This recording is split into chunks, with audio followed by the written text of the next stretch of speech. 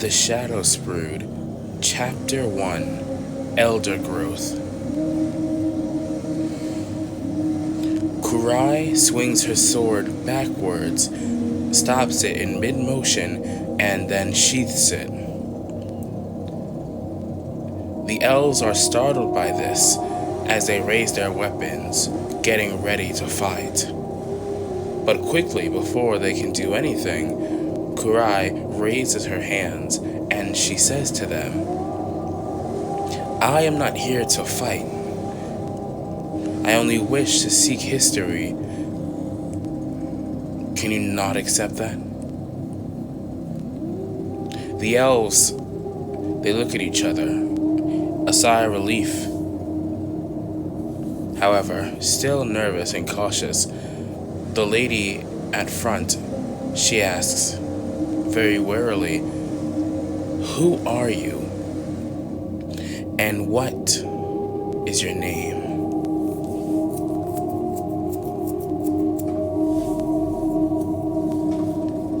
"My name is KURAI, and I am a proud, prideful warrior, looking to seek knowledge on the true history of dragons.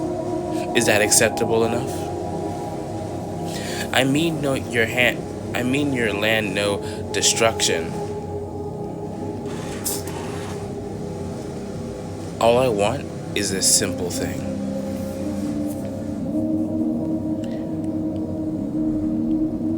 Now, I've answered your question, may you answer mine."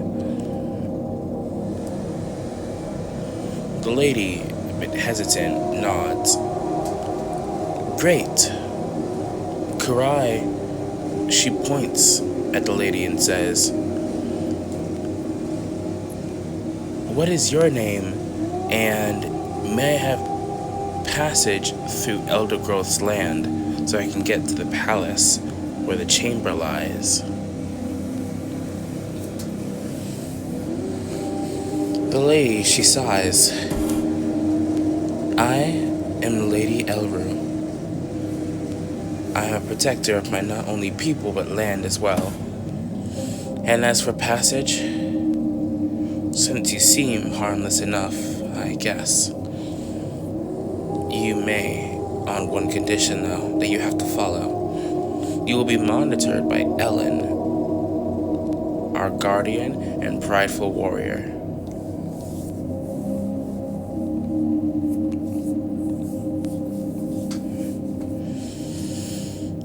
KURAI looks confused. "Where is this Ellen you speak of?" Just then, a man takes a step forward.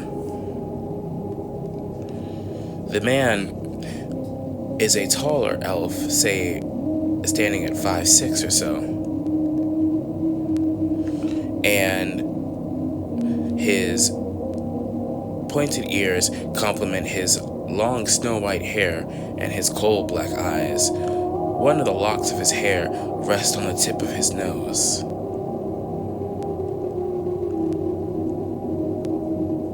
He wears a white robe with a black urban string tied around at the waist.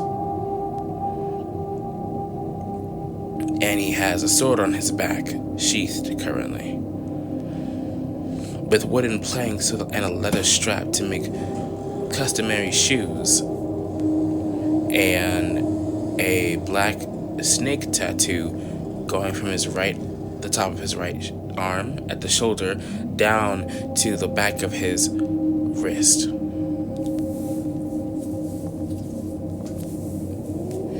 "Greetings, I am Ellen," he exclaimed. "As she just told you, a guardian of my people and these lands. Make one wrong mistake, and I shall make sure it is your final thing you ever do in life."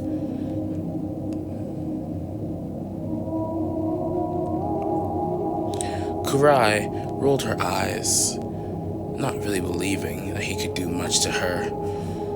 "Very well. I mean no harm anyway. Let's go." Ellen bows down to Lady Elru as he states, Madame Elru, I will be back.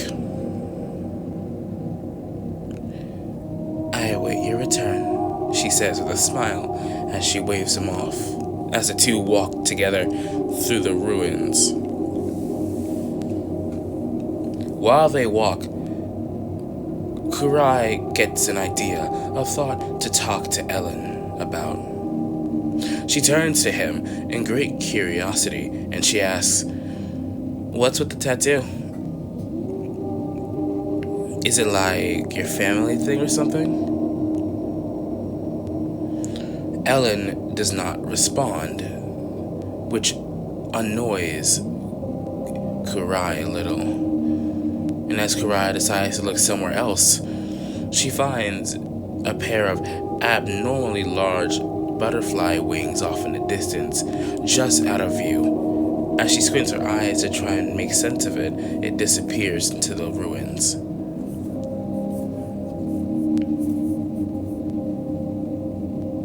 KURAI shrugs it off, opting to not take notice to it anymore. She has a mission ahead of her. She's focused.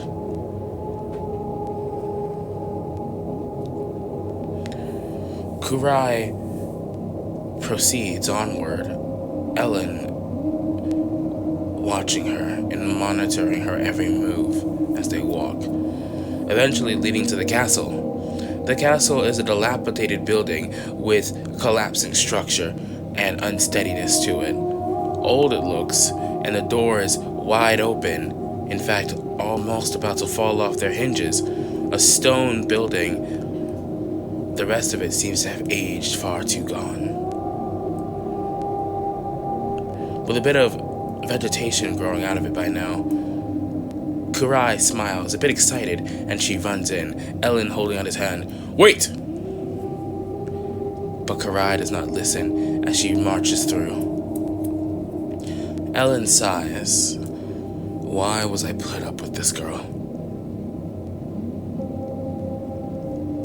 Ellen quickly falls behind, cautiously looking at his surroundings.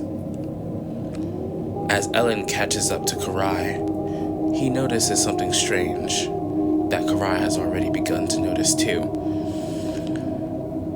There are flowers, roses blossoming inside of the castle. KURAI was your name, correct? Do you have any idea why these flowers are blooming, especially when they have no sunlight that hits them?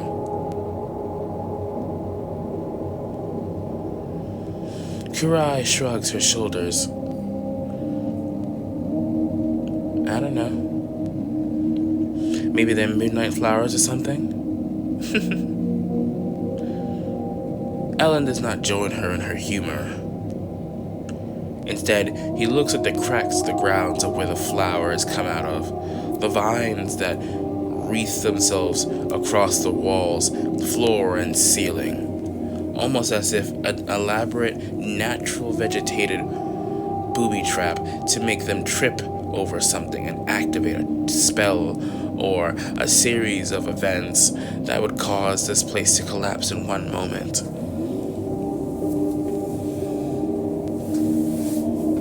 As they march forward, continuing, KURAI finds an iron door with a sign that hangs from it just barely, saying chamber.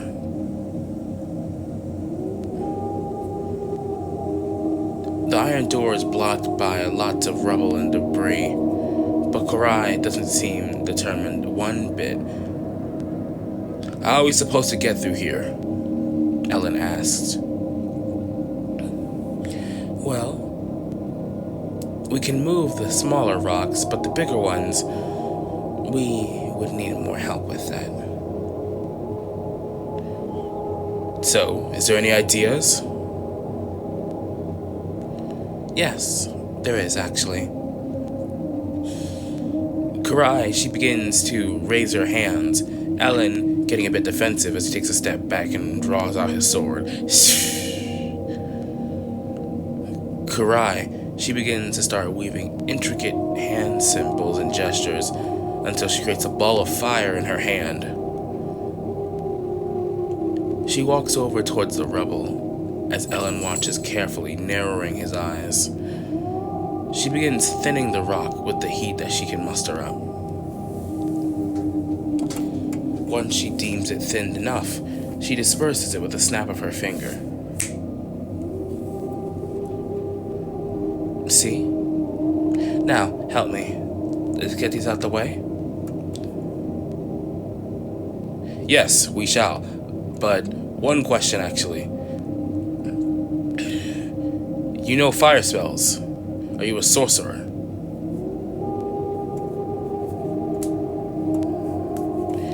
I'm no sorceress, she exclaims, with a bit of a smug look on her face. But I am just the bit proficient enough with fire magic, like a mage would be. But no mean do I call myself any better than a wizard.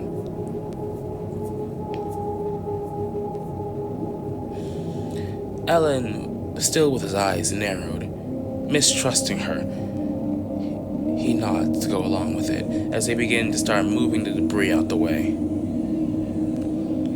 Eventually, when enough debris is out of the way, the iron door falls. As it does so, Ellen grabs KURAI by the shoulder and yanks her back as the iron door almost slaps her in her face before reeling itself back, sliding down the rubble. As they hear a loud, faint clank, KURAI, her eyes light up in excitement. This might be it. And by the judge of it, sounded like we have a ways to walk. I'll go first then.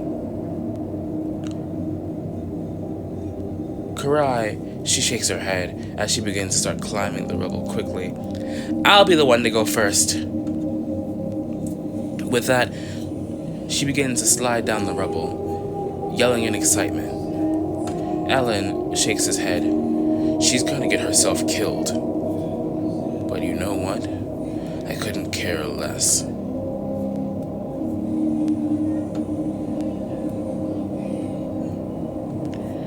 Ellen climbs the rubble, and he begins to carefully walk down, making sure not to slip.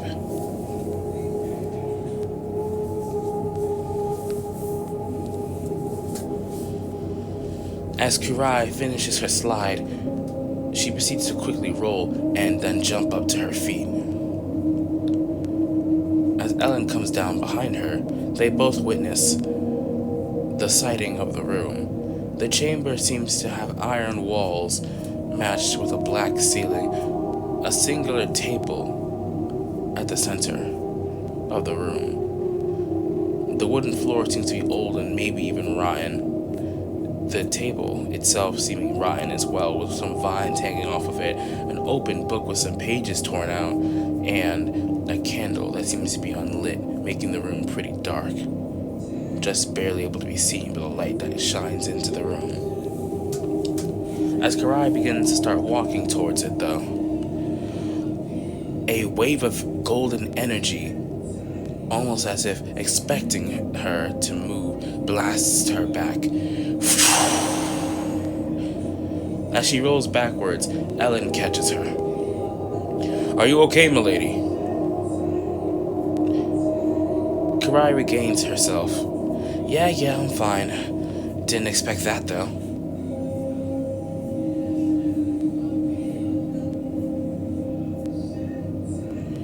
Ellen and KURAI both proceed to take out their sword, readying themselves for combat.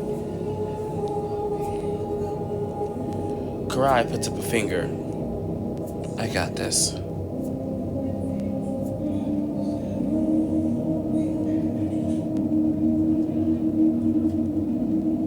With one hand, she summons a ball of fire and throws it. The fireball hits something, causing screaming, as in the distance, something lights up. The scream echoes through the palace walls, bouncing back and forth as the scream only intensifies a blood-curdling scream that sounds of a child being killed. KURAI and Ellen quickly run over, Ellen a bit concerned. KURAI, as she gets there, sees through the fire what seems to be a young girl screaming, caught on fire. Quickly, KURAI, with a smirk, uses all the fire and manipulates it to attack her. As the fire begins to roar and jump at her, the young girl falls onto the ground, all the flames bursting onto her. And before she knows it, they suddenly dissipate.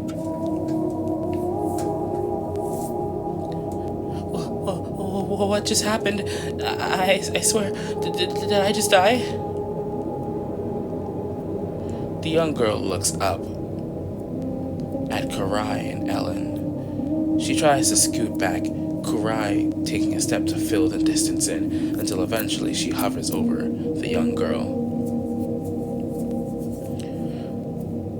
She takes her iron sword and she wields it right in front of the girl's face.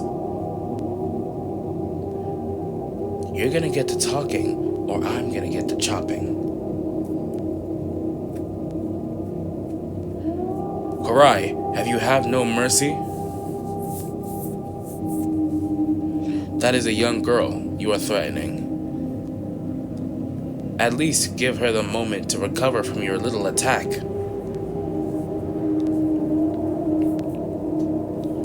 KURAI, she turns, forgetting that she has the blindfold on for a moment, glaring an evil glare at Ellen before turning back to the girl. The young girl has light blue eyes which complement her long, flowing, straight, nicely done and woven pink hair, and her vanilla skin which complements her elvish-like ears. A low V-neck green dress that seems to be made out of leaves, perhaps to say, and a nice vine-woven bracelet on her wrist with a single rose blooming on it.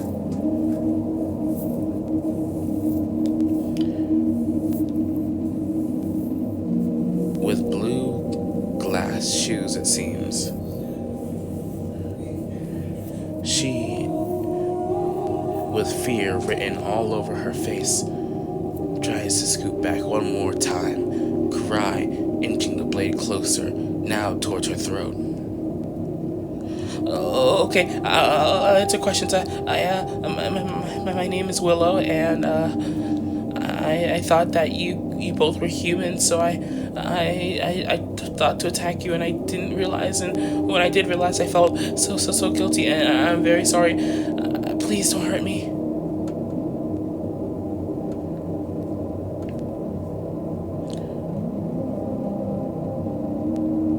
KURAI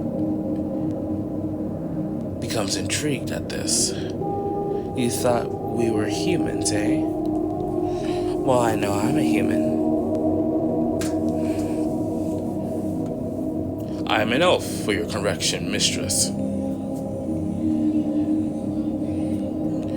Ellen puts the sword away, sheathing it.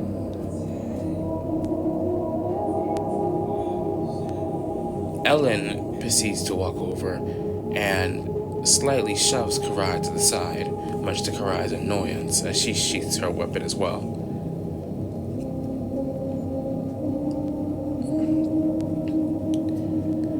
KURAI then asks, "So exactly what were you doing down here?" I was taking refuge from the humans. My people and humans don't get along too well.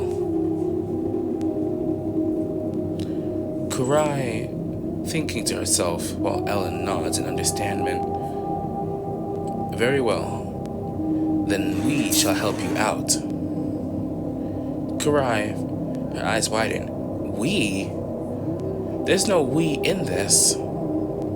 I never came here to help someone out. I came here for knowledge, for facts, truth.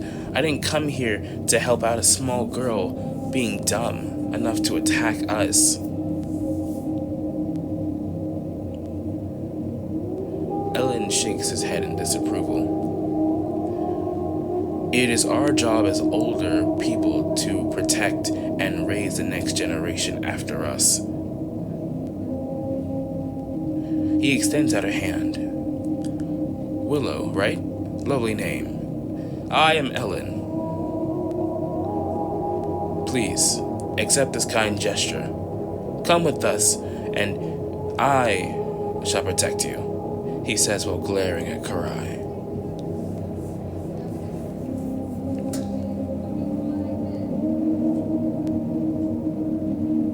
Willow hesitantly grabs onto Ellen's hand and is helped up onto her feet.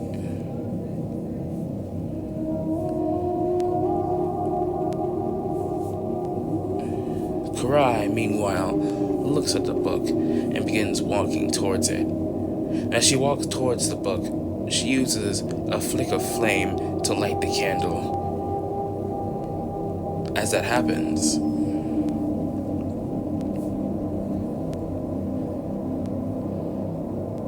she then proceeds to look at the book.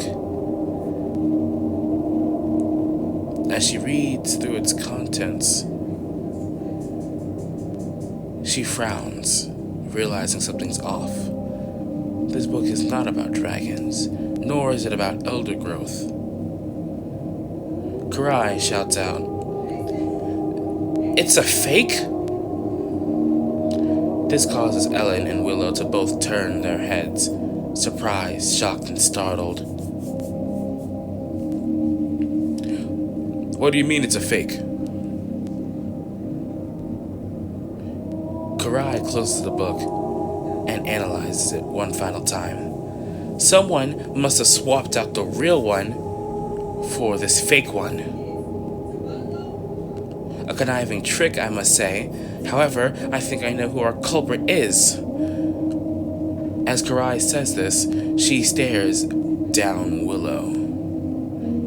As she unsheaths her sword, Willow begins to start panicking. Willow's blue eyes of friendliness turn into that of fear. Ellen unsheaths his sword. We are to protect the youth, not to kill.